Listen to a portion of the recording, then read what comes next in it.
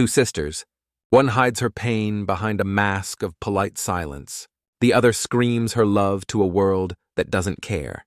In a society where a woman's reputation is her only currency, falling in love is the most dangerous investment of all.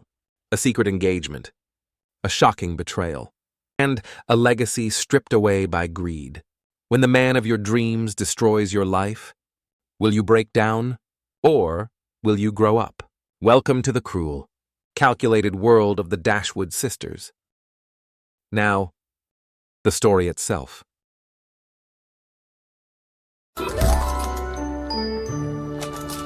Tenny presents Sense and Sensibility by Jane Austen. The law of inheritance is a cold master. It cares nothing for love, nor for loyalty. When my father died, Norland Park did not pass to my mother, nor to me, nor to my sisters. It passed to John Dashwood, our half-brother. He promised our dying father he would care for us, but his wife, the avaricious Fanny, convinced him otherwise. They are reducing our income to a pittance? How are we to live, Elinor? We must leave Norland. We have no choice, Mother. We must seek a smaller cottage, somewhere humble. Before we were exiled, a strange light entered our darkness. Edward Ferrars, Fanny's brother. He was not dashing, nor particularly handsome. He was quiet. I wish I could stay at Norland longer. I have never been so happy as I am here. We shall miss you, Edward. He said no more. My heart whispered that he loved me, but my head reminded me he is rich, and I am penniless, and he has made no promise. We moved to Barton Cottage in Devonshire. It was small, draughty, but it was ours. Our landlord was Sir John Middleton. Welcome. Welcome to Barton. You must dine with us at the park. I insist. My mother-in-law will be delighted. Sir John was loud, but kind. It was at his table that we met Colonel Brandon. He was on the wrong side of 35, grave, silent, and he had eyes only for my sister, Marianne. He is old, Elinor. He has flannel waistcoats. How can one love a man who has flannel waistcoats? It is ridiculous. He is a sensible man, Marianne, and very wealthy. Sensible. Wealthy. Is that all you care for? I require fire. I require soul. Miss Marianne plays the piano with great feeling. It reminds me of someone I once knew. He spoke with a sadness I could not fathom. But Marianne would not look at him. She was waiting for a hero. And her hero arrived, not in a carriage, but in the storm. Marianne fell on the hillside. Twisting her ankle, a stranger appeared out of the mist. Allow me.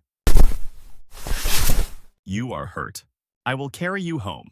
He was John Willoughby, handsome, dashing, and he loved everything Marianne loved. He reads poetry, Elinor, with such passion. Not like Edward. Edward reads as if he is bored. Marianne, give me a lock of your hair. I must have it. They were inseparable. They whispered in corners. They drove alone in his carriage. The whole neighborhood assumed they were engaged. Even I believed it. Has he proposed, Marianne? Have we not made our feelings clear? Is not love a promise in itself? But then, the blow fell. I am sent to London by my aunt. I must go immediately. When will you return?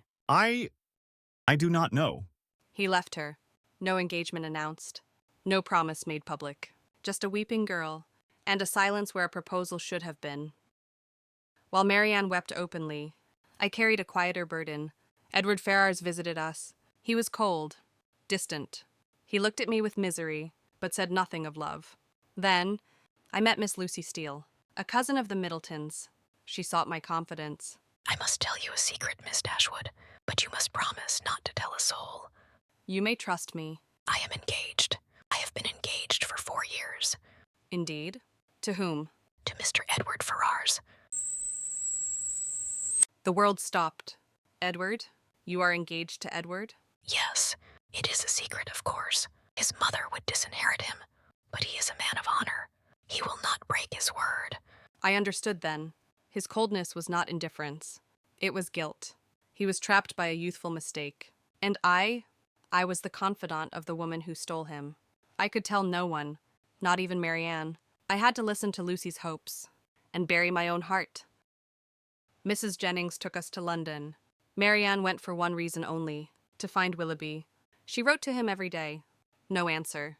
Then, at a party, she saw him. Willoughby. Good God, will you not shake my hand? He turned. A rich heiress stood on his arm. Miss Dashwood, I hope you are well. He spoke as if she were a stranger. He walked away.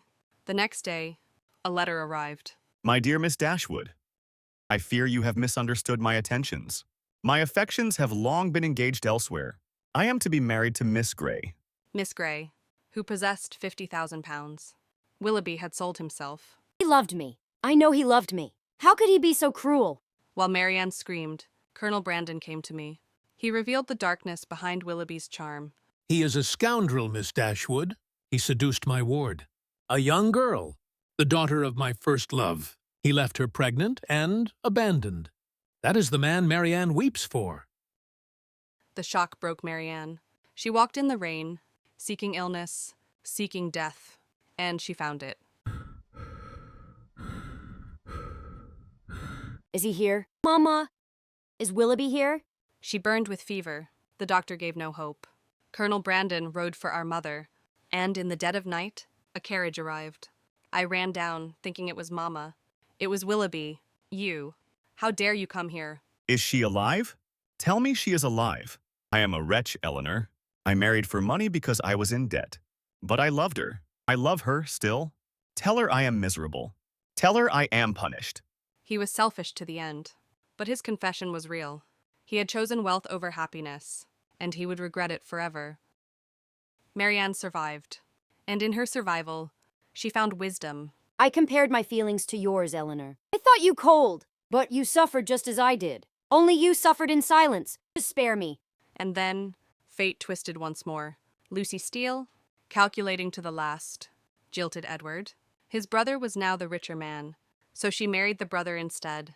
Edward was free. Elinor, I have nothing to offer but a small parish, and a heart that has been yours since Norland. Will you have me? I did not scream. I did not faint. But I wept. Tears of pure happiness. And Marianne? She did not marry for a second chance at wild romance. She married Colonel Brandon. She found that respect, and kindness, and steady devotion could create a love just as deep as passion. One sister learned to feel. The other learned to think. And both, finally, found peace.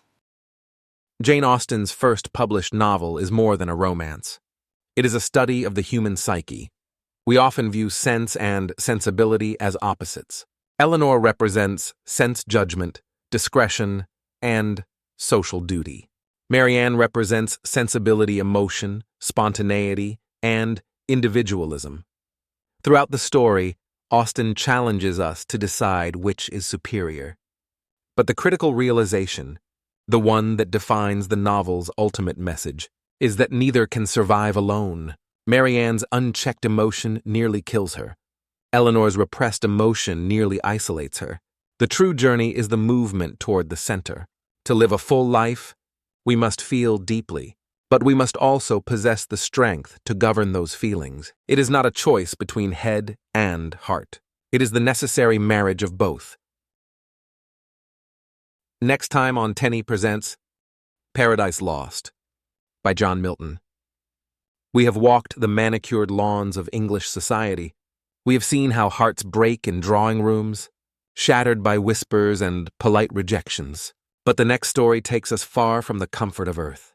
We leave behind the quiet tragedies of sisters to witness the loudest tragedy in the universe. A war that shakes the heavens, a rebellion that births hell, and the very first temptation that started it all. Prepare for the epic fall.